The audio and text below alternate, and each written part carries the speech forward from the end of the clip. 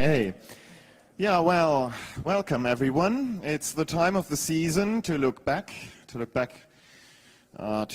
what has come to pass. Now, on television, they look back on the previous year mostly. Now here, Martin van Hornbeck will give us a look at what was going on in terms of, well, as I understand it, exploits and funny hacks in the last 3 years, from 2005 to 2007. So look at the title and expect meaty martial arts. Hello everyone, guten Abend.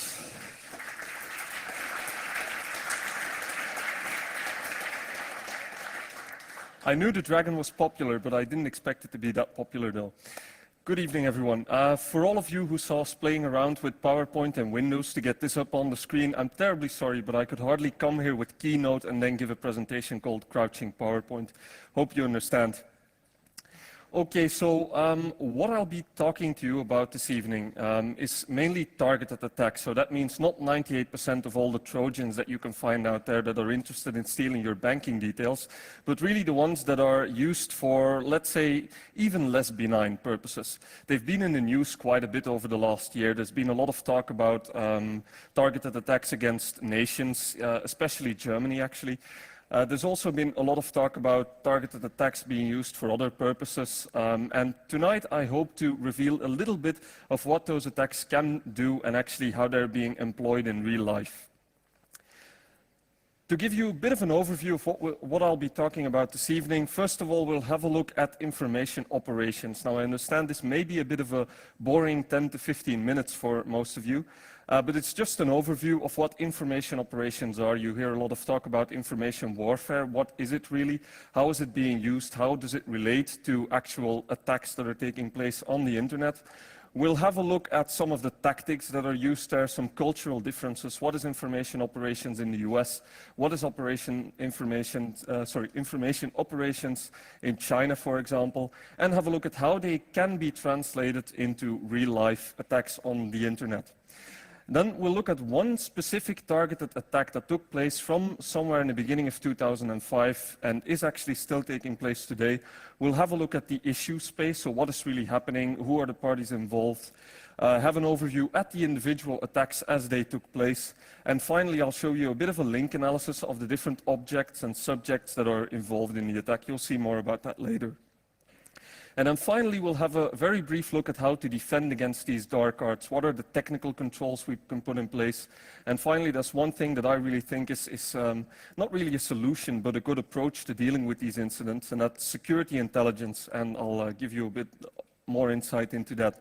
And then we'll have some time for Q&A. Just 2 minutes about myself, or hopefully much less. My name is Maarten van Hornbeek. I come here from Belgium, and during the day I'm a security consultant. In the evenings and when I have time off, I enjoy looking into things that most companies look at as being residual risk. So the things that they take into account that can happen, but they mainly consider it out of their control and they insure against it, for example. But this is really what this talk will be about. So I hope you enjoy the next hour.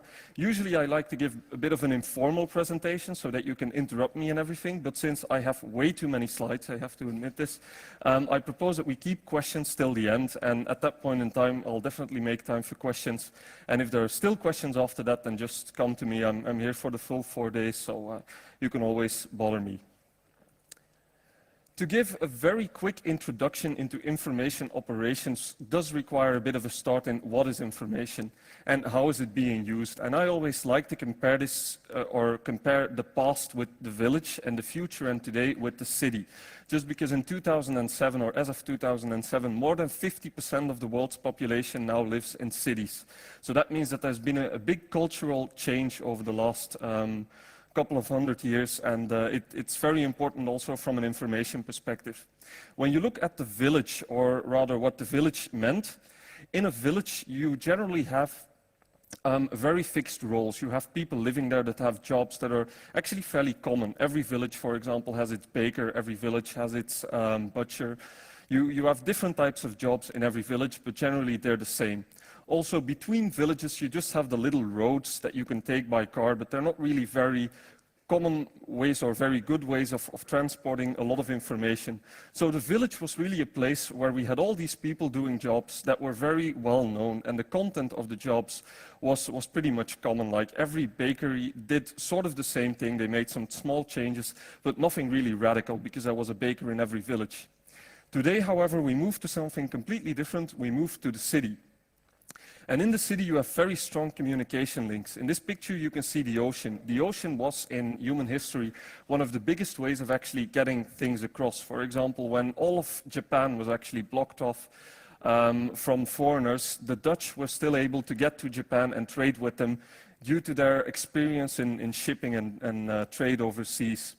Information in a city has very unpredictable properties. You have a lot of people in cities that do the same job, but they have very unique selling propositions. Everyone does something for a different reason, and everyone has different specialties. So the value of information really depends on time, on the situation, on the people involved. Now, another very important piece of information operations, really a ground rule, is that reality does not exist. Reality is constructed. Every one of you has a very different view of what is happening here today. You've seen the same talks, but still you have different ideas of those talks. Some of you may like this talk, some of you may absolutely hate it. And that's really the same for everything. And that's because we really construct reality based on a couple of ground rules, and that was very well described by John Boyd, which was an Air Force officer in the US, who discovered something or wrote up something, what he calls the OODA loop, and it's based on what a pilot does when he gets into his airplane. He observes what is happening, he orients himself based on what he sees.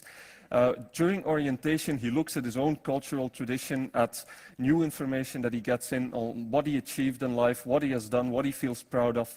Then he makes a hypothesis, rather, of what is happening.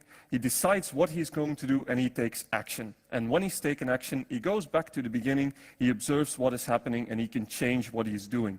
So information is very important in how we construct reality and what we do.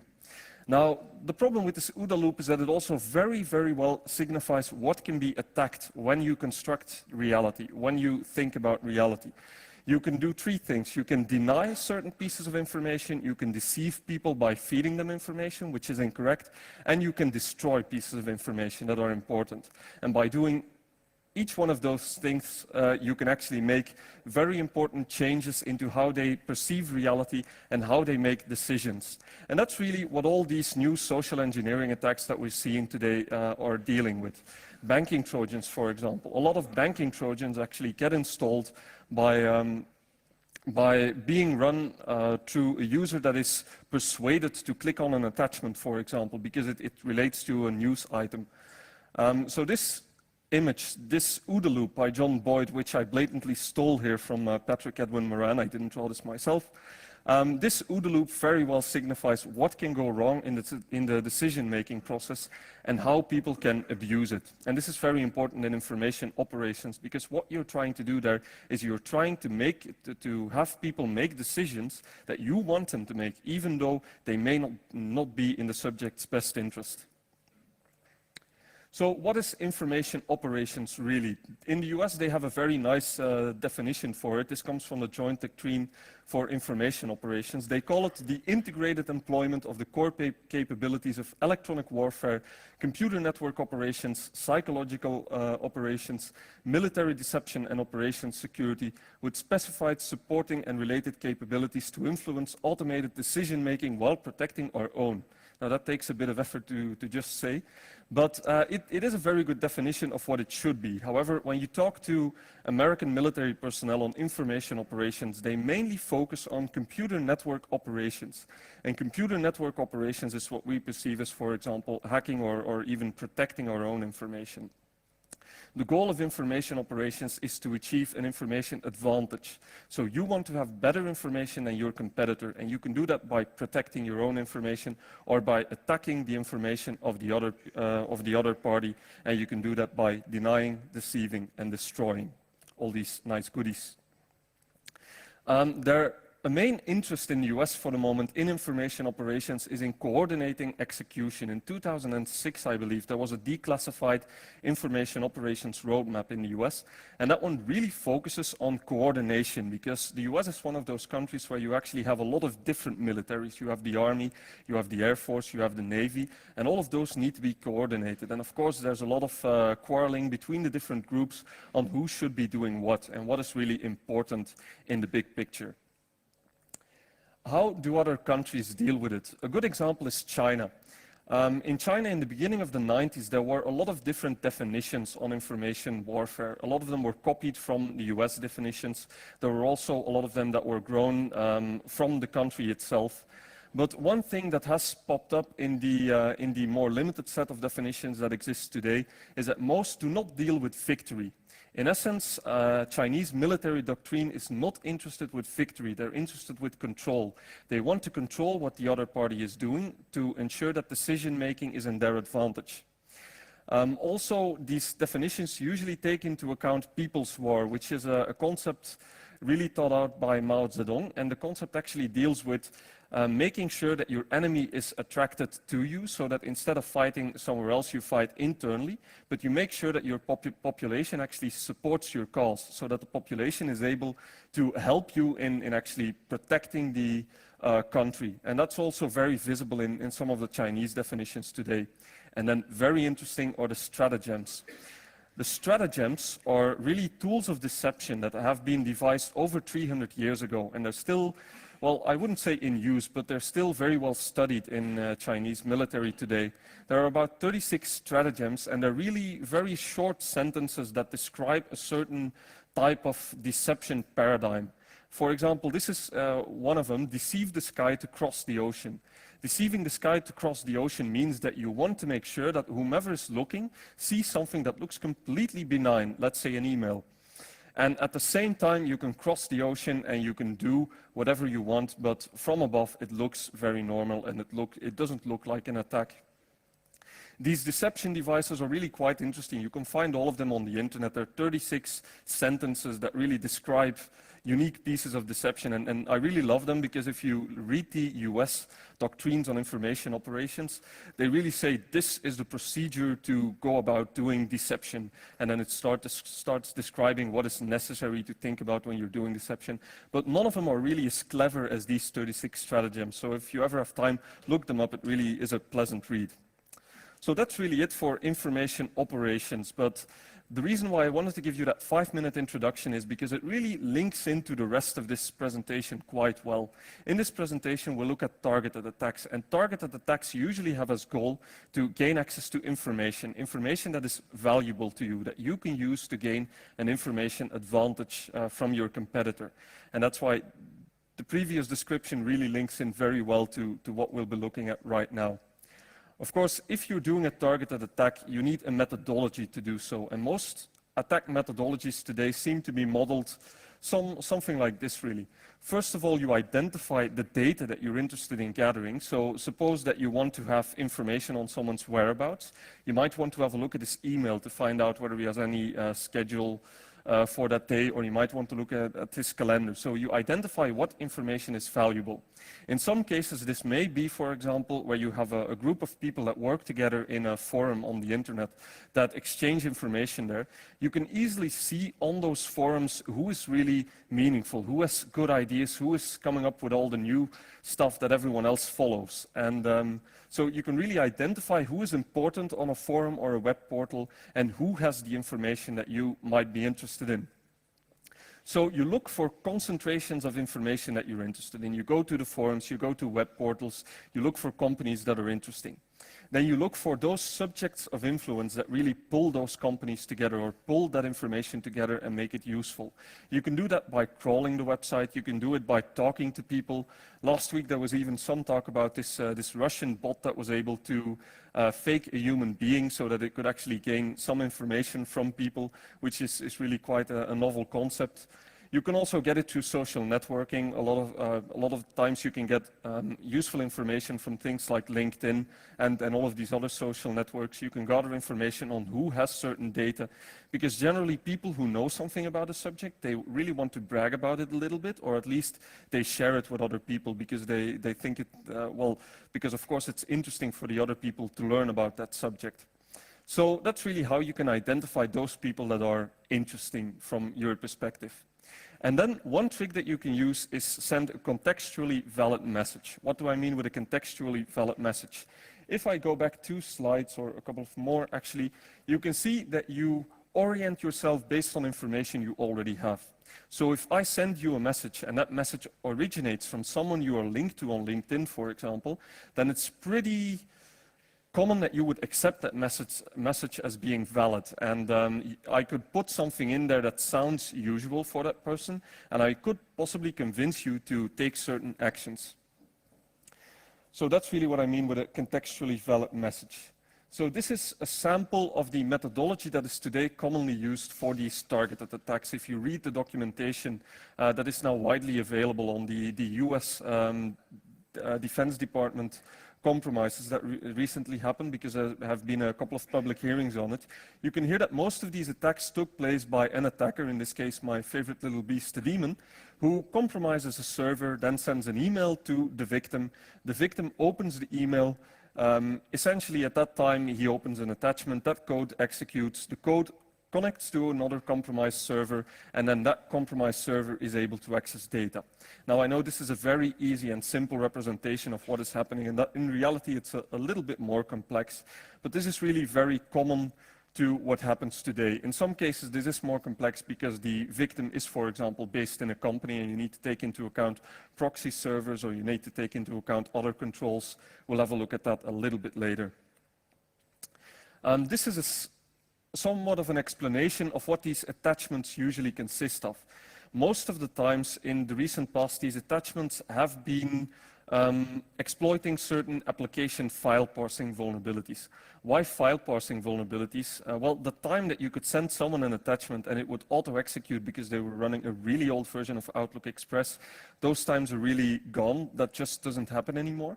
You can still send people executables, but most companies actually filter executables, or at least should filter executables, because for one or the other reason, every time one of these exe email worms breaks loose, there's still a lot of people that get infected, which is a bit difficult to believe, but it still happens.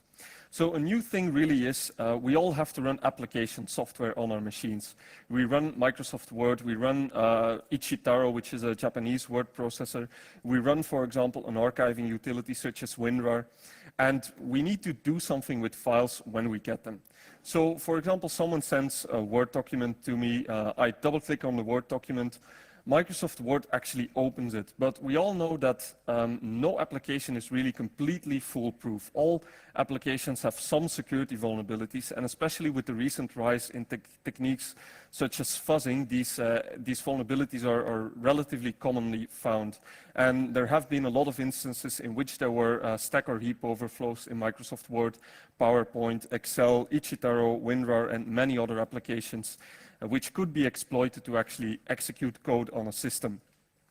So generally, these files then consist of something to actually trigger the vulnerability and exploit it, then some shell code that takes action, that takes control over the system upon execution.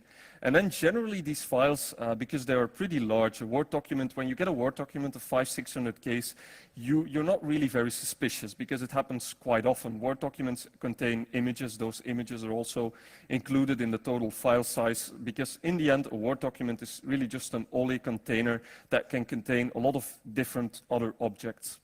So it doesn't really hurt if we put an executable into that Word document and we use the shell code to actually extract that executable, run it on the system.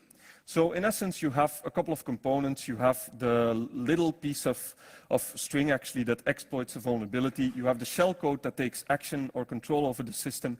And then you have an executable, which is in fact the trojan. There are also some other methodologies in which there isn't really an executable embedded, but just shellcode that connects to a remote server, downloads an executable, and then runs it. That exists as well, but that mainly happens when you have files that are generally smaller, and when you would get, for example, a 1 megabyte HTML file. That's a bit suspicious, isn't it? Now, in 2005, it actually broke loose, this piece of news. The NISCC, which has in the meanwhile been renamed to CPNI, Critical Center for the Protection of National Infrastructure in the UK, and in the US CERT, they both released warnings which really warned of targeted Trojan email attacks. At the time, this mentioned that the attacker's aim appears to be covert gathering and transmitting of commercially or economically valuable information. The US CERT bulletin was really a carbon copy of the NICC bulletin. It was also mirrored by the Canadian organization responsible for information security, and also by DSD in Australia, for example. So this really gave an impression there's something happening here and we need to be careful. Now, I'm going to introduce one target today. I know when you read the description of the talk, you may have thought, oh, finally we're going to find out who broke into to Merkel's home computer, but unfortunately that will not be for today's talk, maybe next year. Today we'll be looking at another target, a target that we can use a little bit more openly because it's actually fairly known that they've been attacked, but the details haven't been known up until today. And this target is the Falun Gong. Now, could I see some hands here from everyone who knows what the Falun Gong is? Okay, so that's about 50% of the room. That's better than I expected. The Falun Gong is really a system of mind and body cultivation that was actually started in China by Li Hongzhi. My apologies for the Chinese pronunciation. I know that it's worthless, but it was started in 1992, and it consists of 5 sets of meditation exercises, which are commonly referred to as Falun Gong, and then also in addition as sets of religious teachings, which are commonly referred to as Falun Dafa. Now, this movement, the religious movement really, around it is now also commonly referred to as Falun Gong, so the terminology is a little bit used interminglingly. This organization has really been repressed by the People's Republic of China dating back to 1999. And the reason for this is because at that point in time, a couple of weeks before this happened, an article appeared in a Chinese magazine, which I believe is called Reader's Youth. And this magazine article actually said that practicing Qigong, which is really where Falun Gong comes from, sort of breathing exercises and physical exercises, that Qigong, or the execution of Qigong, wasn't really very useful for youth and health development of youth. So, and the article also had a very critical tone of the Falun Gong movement and said that it actually wasn't useful and that it really didn't have much use. So at that point in time, there was some mild protest from the Falun Gong community, after which a couple of people were arrested. And then shortly after that, this happened. The Falun Gong actually managed to get many, many thousands of people to protest in front of the Chinese government headquarters in 1999. And this actually caused the Falun Gong to be banned by the People's Republic of China. The reasons that they named were because it was supposedly a threat to social and political stability of the country, and afterwards they really detained thousands of individual practitioners. Now, ever since, that ban by the People's Republic of China has been heavily criticized by human rights activists, and also, which is a little bit in the sidelines, there's also been somewhat of an information war going on between China and the Falun Gong. To just name one example, in 2002, some Falun Gong practitioners from Taiwan supposedly were able to actually hack the uplink of the Sinosat satellite in the Chinese television satellite, and they were able to interrupt television programming and actually send their own television programming to the satellite, which could then be received in most of China. Now, this was a bit of a problem for China. Afterwards, they even launched Sinosat-2, which is the second satellite, and that actually had protection against this type of satellite hijacking. But that's not everything. Just in the sidelines, there's also been reports dating back to 2003 by Falun Gong practitioners that they received email viruses. And that was a bit interesting. So early this year, I decided to look into that a little bit more and got in touch with some of these people, got some samples of malware. And these actually very much interlink with what we've been hearing of the targeted attacks that have been reported from other organizations. Once again, there's nothing known really about the source of these samples, but it's just an interesting fact that it's been happening there as well. Now, from April to October 2007, there was a total of 26 total incidents into which I'll go into a little bit more depth later. So this is really the Falun Gong. In 1999, just before they were banned, all the people lining up in really what was relatively peaceful protests in front of the Chinese government headquarters.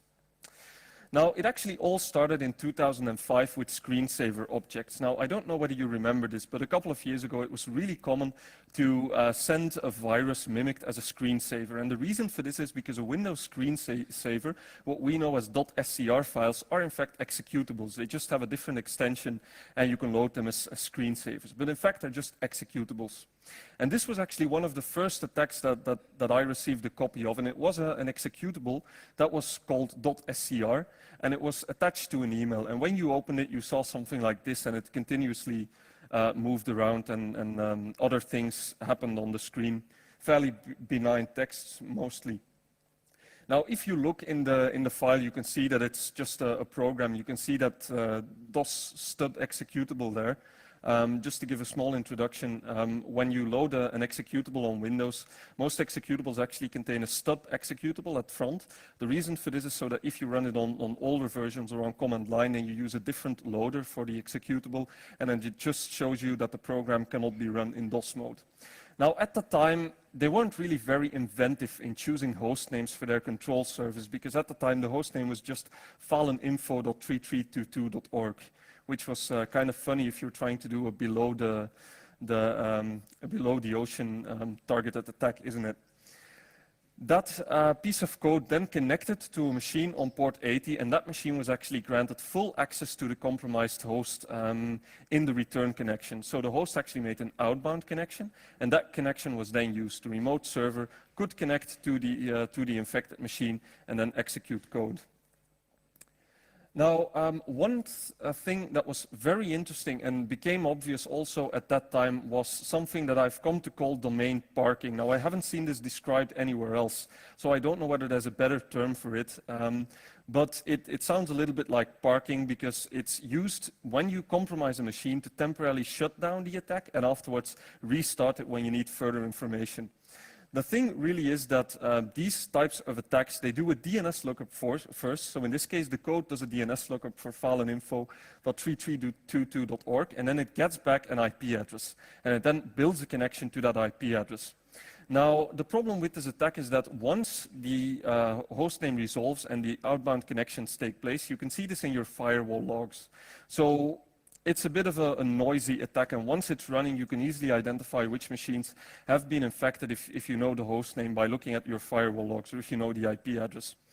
So one technique that became common was actually to change the response at the points in time where collection wasn't really necessary. So suppose you need information, then you resolve the IP address. If you don't need information, then you resolve it to, anyone who knows the answer?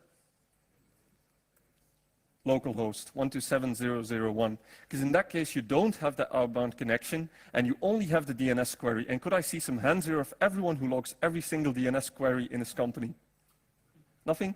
I tried doing it once for a very small company, but when the name server crashed, when the log file was 2 gigabytes and I didn't turn up rotation, I just turned it off. But anyway, localhost is indeed an IP address. If you resolve to this, then the connection will actually go to the loopback interface, and in essence, nothing will happen. So this was a technique that they could use to temporarily stop the attack and reactivate it later. So the advantage was you could infect a couple of people by infecting their machines, and then afterwards the machines, when you needed information from them, you resolved the IP address, the machines connected back to you, and you could get information when you wanted. And in the meanwhile, it was very difficult to discover this, especially if you take into account that these emails were usually only sent to 10, 15, 20 people, and not much more. So then you know it won't get to an antivirus vendor. Now, there are two ways to identifying parking after the facts have occurred, because this was a bit of a problem for me. I had these samples that were dating back to 2005 and 2006, but how could I identify whether they were ever parked, whether the control service changed? Well, there are really two ways to do this. One way actually looks at the future, that's DNS Watch. DNS Watch is a really nice script that was written by someone whose name unfortunately slips my mind, but look on Google for DNS Watch. And what the script actually does, it just does a DNS lookup every 10 minutes and it registers when a host name has changed IP address. This is actually from an ongoing attack which is still taking place today, so this is an actual host name. And you can see on the 21st, 23rd, and 24th of December, when you see a plus, it means that the hostname is now resolving to that IP address, and a minus means that it's no longer resolving to that IP address. Now, it's interesting to know that the malicious code in this case has a check in it that checks whether the DNS lookup resolves or returns 63.64.63.64. When it resolves to this IP address, the hostname resolves to this, then it stops doing everything and it just ceases its operations, and the only thing it still does is a DNS lookup every 45 minutes. So you can see here that on the 21st of December, at 3:59, actually the attack was turned off, so it was resolving to the parking IP address. And then a couple of hours later, 13:35, it started resolving again to an IP address which is based, I believe this is in Taiwan, but don't take my word on it. So you can see that in a couple of days' time, really, this attack was turned off, turned on, turned off, turned on. And so I'm hoping, if this continues after today, which I kind of doubt since it's up here right now, but if it would continue, we would probably be able to learn something about the time zones in which these attacks are enabled and are disabled. So, but this is really a future thing. So if I enable this today for an IP address or a host name, then in a couple of days I have a bit of an overview of exactly what is happening with that IP address. However, you can also go in the past, and this is actually where the cool stuff comes in. There are a couple of organizations that do something which is called passive DNS replication. There's one university here in Germany doing it. There are universities in Asia Pacific doing it, in New Zealand. What they do is they actually log all DNS queries. They don't look at who makes the DNS query. They just look at what is happening from the external DNS service to the internet. So they look at what is being resolved. And by doing that, they can actually build a good map of which IP address was resolving at which time, or which hostname was resolving at which time to which IP address. So using passive DNS replication, you can get a good insight in what has happened with an IP address in the past. The only limitation is you can only get information on when exactly a DNS lookup took place. So if nobody's resolving that IP address, then it's virtually useless. At that point in time, you don't have any information. So those are really two ways to track these domains when they take place in an attack. Now, this screensaver object, this was sent through somewhere in 2005 or early 2006 maybe. Now, when I ran this through VirusTotal, which is a tool on the internet where you can just send a file and it then runs 32 antivirus scanners over it, I got this result. So you can see that less than 50% of all the virus scanners were actually detecting something, and most of them actually had a generic signature for the Bifrost family of Trojans. So this was most likely not distributed to most antivirus scanners because most of them didn't really know anything about it. Then in 2006, something very interesting happened. There was another document that was sent through, which was called hujintao.doc. Now, this document, when you opened it in certain Word versions, this happened. Now, when you see this, it's generally not a very good sign that something is happening. So you can choose to recover your work, but in the essence, you were just trying to open this file name, so it wouldn't really, this file, so it wouldn't really help. But what was happening in the background when this actually was shown on the screen? At the same time, this document actually exploited a vulnerability in Microsoft Word, MS-05035, which allows arbitrary code execution on the machine. And at the same time, it connects to a server that was based in the US at the time. And what was interesting about this was that the code was distributed in April of 2006. And after more than 1 year, in 2007, that host was still active and was listening on the port that was used for the command and control server. So this was really interesting. Now, using some connections and people, I finally got this host shut down, and there was actually a forensic investigation done on this machine. And what turned out, there was actually just a port forwarder running on it. So that port was being forwarded to another machine. In this case, it was based on ChinaNet, but probably, once again, another compromised machine. Now, the Trojan that was actually used in this, sorry? ChinaNet is mainland China, so it's really the Chinese main ISP. In Taiwan, you have a couple of other ISPs as well, but in China, it's mainly ChinaNet. Now, the Trojan that was used in this case was called W32/Ryler.J, which gave the remote host access to this compromised system. It gave the ability to drop new files on the system, create new files, and search the file system for strings, which can always be interesting. The Ryler family, should be noted, was also listed in the NICC bulletin that was published in 2005, which was kind of interesting. Now, I had a look at the back door, and this was actually what it was causing on the network. So what you see in gray here is actually what was returned by the control server. What you see in black was what the compromised machine was sending to the control server. Now, what was very interesting, I kind of was interested because this machine was based in the US. And I saw that it logged something 0508_log.txt, and I started wondering, 0508, what can this mean? And then suddenly it jumped to me. It's August. It's actually the 5th of August. That's interesting, isn't it? 0508 on the 5th of August. So what I started doing, I started running this connection a couple of times to this remote server at different points of time. So I ran it in Eastern time, US Eastern time, where the machine was located, and nothing really happened. So the date just stayed the same. And then I started running it in a Chinese time zone. And I noticed that the date actually switched on a Chinese time zone. So the remote machine was actually, I thought its time zone was set to China, but then afterwards it turned out that it was actually just a port forwarder sending data to China. So the remote server was actually based in China. But it was interesting because they were trying to hide away behind a US machine, while in fact that didn't really have anything much to do with it. The rest, what you can see here from the connection, doesn't really mean anything. The wake was just to keep the backdoor alive, and no real commands were submitted. I had it running for a couple of days, nothing really happened, turned it off. Now, I did do a little bit of reverse engineering on the backdoor, and I found some interesting commands in it. So this is the full command set of the Ryler variant that was used in this specific attack. And there were a couple of interesting commands like moon and disk. They gave access to certain files on the file system. Dead, when the remote side sent dead, then the backdoor just killed itself. It remained active, so on a reboot it would have been reactivated. But at that point in time it was killed. And then like actually gave the remote host a remote command 32 shell, so he actually gained access over the network straight onto the local file system running on the username of the person that actually opened the Word document, which, if you think about it, if you're looking for information like email, really is sufficient. Now, hujintao.doc was, as I said, submitted or received somewhere in 2006. And when I ran this through VirusTotal in 2007, then this was actually the result. 9 antivirus scanners out of 32 identified the Word file as being malicious.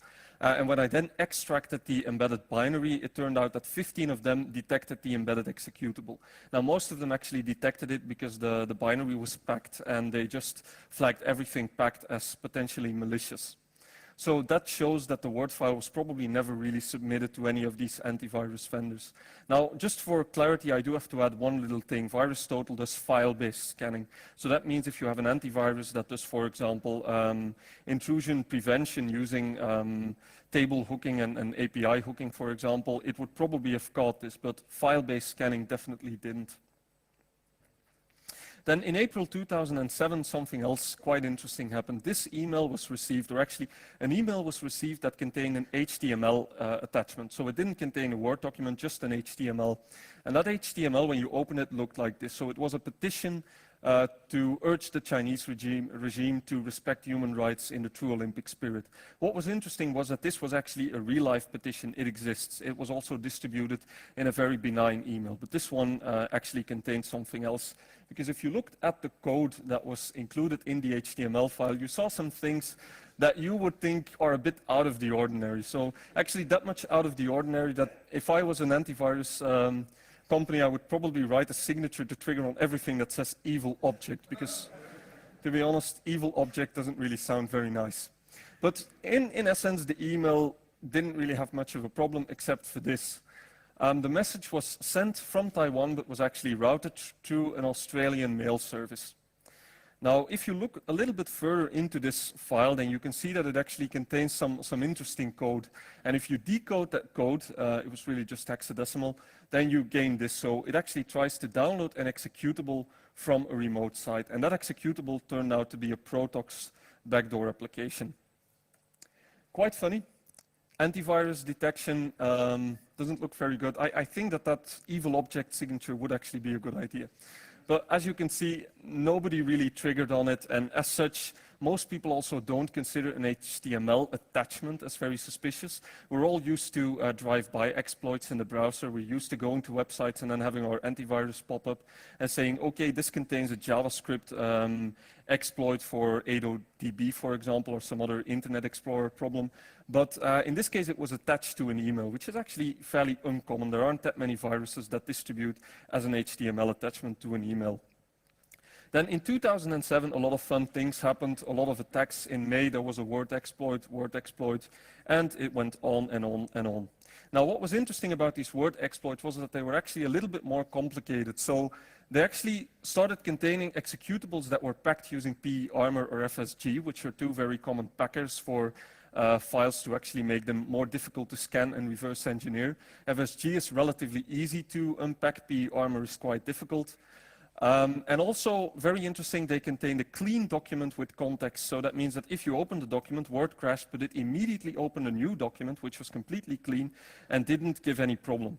At the same time, there were also some existing memes, as they're commonly called, that were starting to be reused within the community. So with a meme, I mean, on a lot of forums, you have these documents being pasted with all these funny pictures, for example, often very specific to that community. And they actually started to be reused, but then with added malicious code. Funny thing was that the new files actually contained a space at the end. So most likely the guy creating the documents had the original document on the same folder on his disk and just edited it and used a new file name. Now, it didn't only affect Word. There were also some exploits for WinRAR. And this is interesting because Word and Office generally auto-update. When you have Office, it informs you that there's an update and it installs the update. WinRAR, for example, as an archiving utility, doesn't do it. Now, in this case also, this WinRAR exploit only executed on traditional Chinese systems, which gave some funny results if you sent the file to, for example, Russian antivirus companies, because they then sent these anonymous confessions like this case is not about infection by a virus, but about the crash of one particular program version on an incorrect file. Now, I really don't want to laugh at these people because they do a marvelous job, but in this case it was a very, very difficult exploit to look at, so I can imagine that something like this happens. And then in 2007, the attacks just continue, a malicious PowerPoint, malicious RAR, malicious PowerPoint, and then just 5 word exploits in 1 week, each connecting to different host names that then resolve to the same IP address. Also in September, another JavaScript dropper connecting to the same machine as the one from April. In October, there was actually a 0-day exploit that was used. This was the MS07060, which is fairly recent. The exploit was actually distributed 6 hours before the patch was released. And this was also visible because the exploit was very rudimentary. You can see here what it contained. It did disable antivirus, did disable a certain host IPS solution, and it wasn't really covered by most antivirus software. But the interesting and funny thing is that it was actually based on a Visual C Hello World application. So my guess is, but I can't really collaborate this, is that they got their hands on the exploit a couple of hours before the patch would be released. They got everything together. They opened Visual Studio, opened the Hello World application, added the exploit, added a couple of reused or a bit of reused code from a previous exploit, put it all in one file, and then just quickly sent it out and giving the hello world here. But the thing that this stresses is that it only has to be good enough to work. It doesn't have to be very complex. If it's good enough, then that's fine.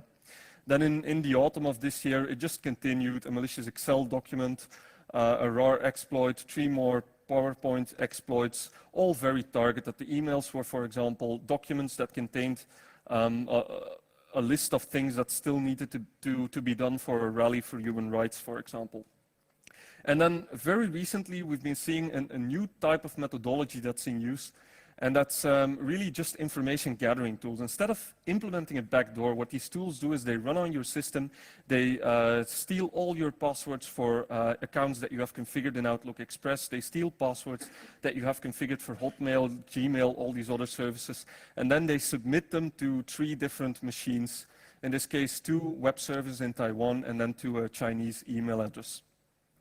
So this is something new which really started happening over the last couple of months, really. Some quick statistics. This is really an overview of the exploits that have been seen in this specific targeted attack series, so mainly Microsoft Word, but also a couple of other ones. Also the attacks per month, how they took place.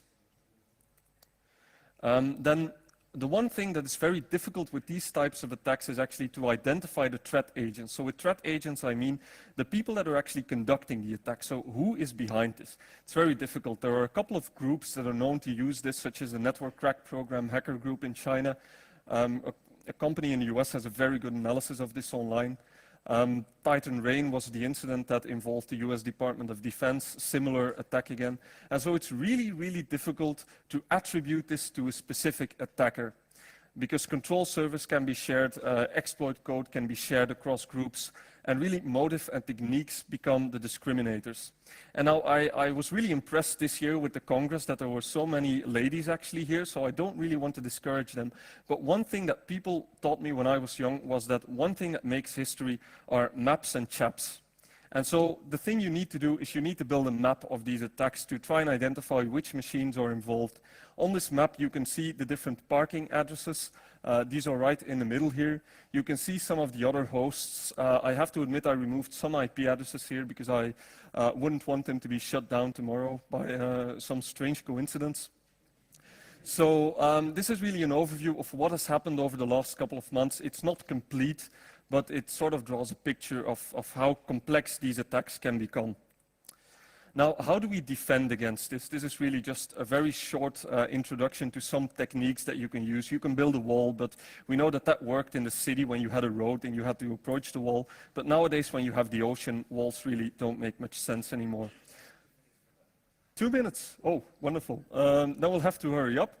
So first of all, antivirus. As you've seen, antivirus really isn't the most effective approach, but what you do need to think about is when you deploy antivirus, that antivirus is actually a very complex technology. People think we deploy antivirus and all of our problems are solved, but that's really not the case. You have to think about how antivirus deals with, for example, packed binaries, how they deal with new malware. Look at retrospective tests as they occur.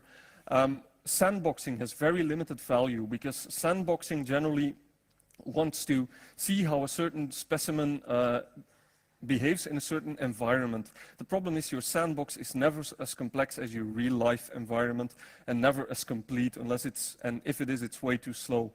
Host IPS generally is a good approach, but it carries a lot of false positives with them.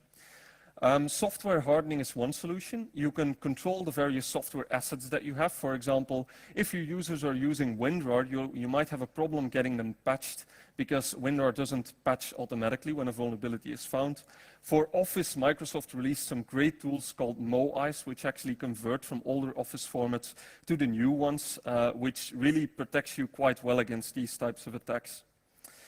Network security monitoring DNS, for example, monitoring which host names resolve to 127.0.0.1 is generally quite interesting. Build awareness, identify communications that require trust, so people emailing each other, do they need to be certain that it's from this person, and start thinking about making them trustworthy, certificates and such. And then very important, and I'm going to take 2 minutes for this one, is security intelligence. The problem with these attacks is that they happen, and generally when they happen, the attacker has all the time in the world to get something to work with your specific environment. This isn't reducing the noise floor. Generally in security, we're reducing the noise floor. We're trying to limit the amount of infections. We're trying to limit the amount of issues that occur. In this case, we really need to be careful about the people that actually want to attack us. So who might be interested in our data? And what are the techniques that they use to access our data? So learn about their methodology, learn what they might use. In the US, for example, there are some great things that are called ISAC, Information Sharing and Analysis Centers. And these are really groups of companies that work in the same area, so really the same business line. And they share information on the attacks that have happened. And by sharing this information, when one company is attacked, then it distributes this information to the other companies and they can protect themselves as well. In Europe, we've got a pretty bad reputation in this. In the UK, they've got something called WARPs, which are also analysis and reporting centers, but most of Western Europe actually doesn't really have these right now. And as I also showed, having some insight into the threat agent, looking at what is happening in these attacks could be very useful in actually better protecting your organization. So that actually concludes everything I had. So I think we still have some time for questions and answers. First, thank you, Martin. Now, if anyone has any questions, please wait for me with the microphone for the benefit of the people who are with us remotely. So, the first question. Hi. Okay. I assume most of these targeted attacks currently have the goal of information gathering. And I want to go back a little bit to the definitions you had at the beginning of information operations. So you also mentioned psychological operations, influencing the decision-making process. Do you see a trend in these attacks also having the goal of manipulating data or planting data information to influence decisions? Or is this more a means to an end currently? And what would you recommend how to adjust security controls to address this kind of threat? Okay, it's a very broad question, but the issue I've mainly been experiencing is that you don't really get a lot of information about what they are trying to do. So you can see that, for example, in one case, they actually try to access an email box.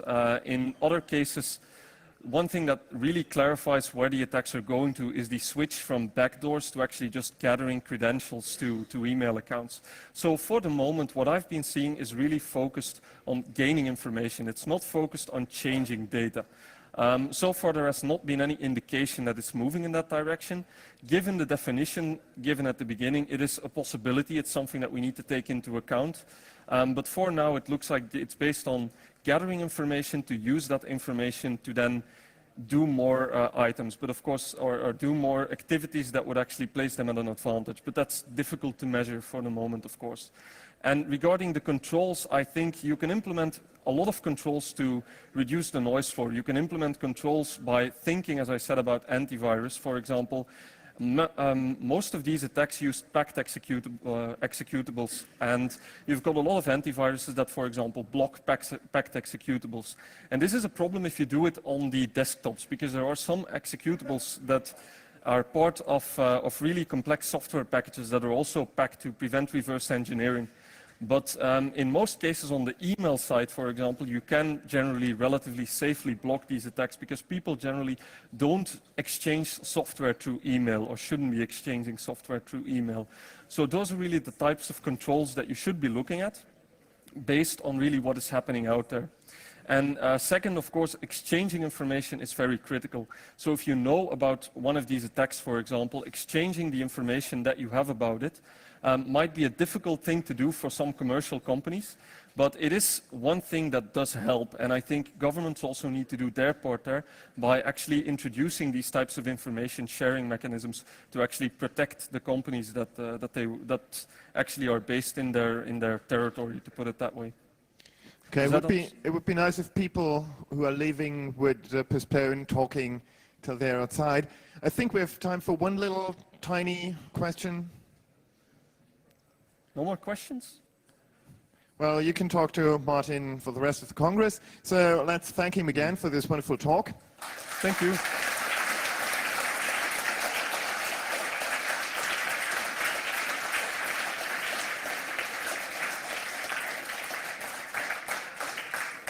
And as I said, you can always email me as well. So either talk to me here at the Congress, I'm here. And otherwise, just send me an email and I'd be more than happy to reply. Enjoy.